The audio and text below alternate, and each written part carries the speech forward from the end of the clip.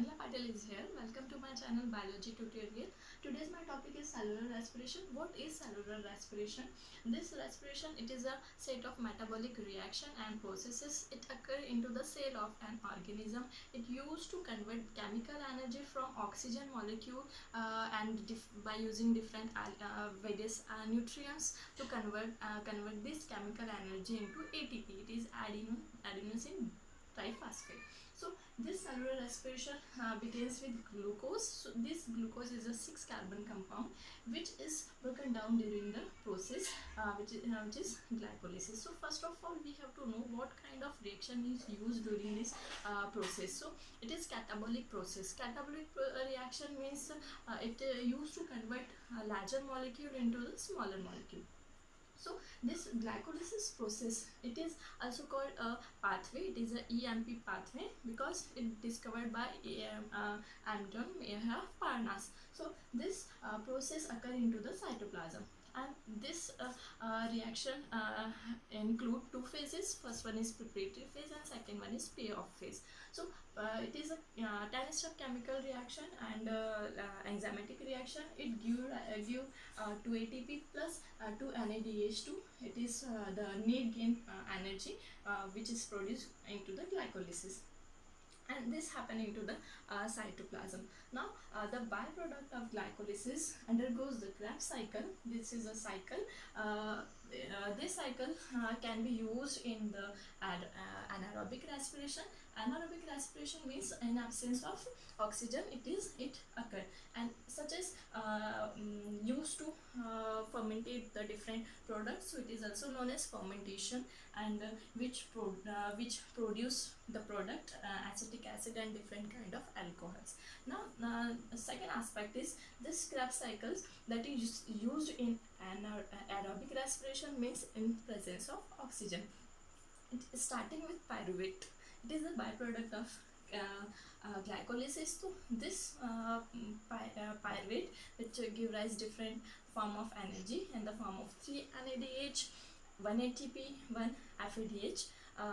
So it is the net yield of energy. So this form of energy is transformed into the electron transport chain, and finally this electron transport chain used to make 38 ATP.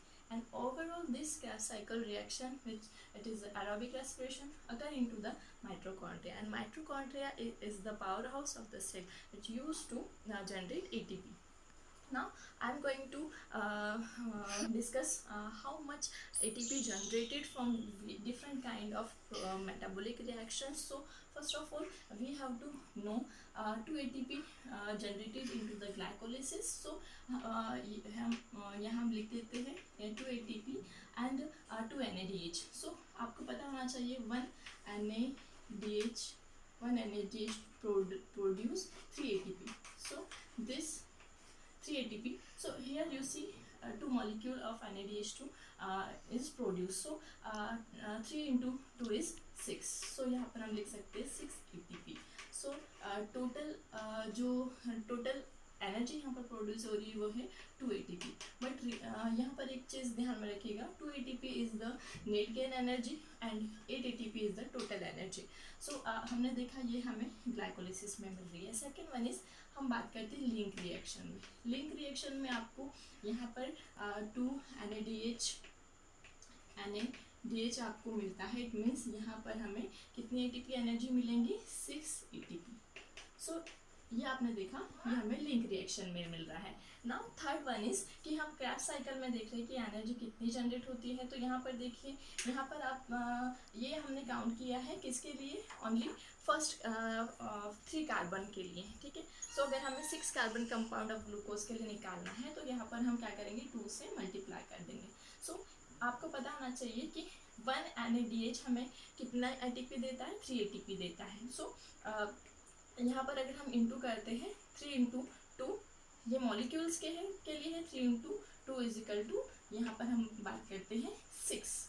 And हमें पता होना चाहिए 1 NADH हमें 3 ATP दे रहा है. तो यहाँ पर हम बात कर रहे हैं कि 3 3 कितना हो जाएगा? 9. तो यहाँ पर हमें मिल रहा है इवन हम बात कर रहे हैं यहाँ पे NADH अब हम इस तरीके से काउंट कर सकते हैं कि हमें 1 NADH 3 ATP दे रहा है, तो 3 3 यहाँ पर हो जाएगा 9। ओके, और 9 को आप मॉलिक्यूल 2 मॉलिक्यूल के लिए निकाल रहे हैं, तो यहाँ पर हम लिख देते हैं 2। सो इसमें हम इक्वल करके लिखते हैं 9 2 18 ATP हमें मिल रही है किसके थ्रू, आपको NADH के थ्रू मिल रही है। अब हम बात कर रहे हैं किसके लिए, 1 ATP के लिए, तो 1 ATP इंटू 2 इट मीन्स ये हो रहा है आपका 2 ATP। तो हमें कितना ATP मिल रहा है, 2 ATP। ये हमें किसके लिए मिल रहा है, ATP के लिए। सो यहाँ पर हम लिख लेते हैं 2 ATP।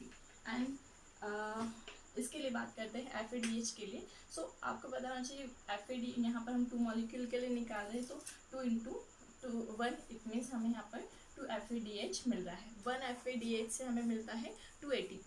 सो आपको यहाँ पर 2 FADH से कितनी ATP मिलेंगी, 4 ATP मिलेंगी।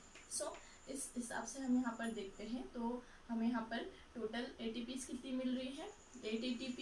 Okay, then 6 ATP from link reaction and 18 ATP from NADH, 2 ATP and 4 ATP. So total ATP हमें यहाँ कितनी मिल रही है, 38 ATP। तो टोटल आपको मिलती है 38 ATP, जो कि हमने देखते हैं लिख ली है।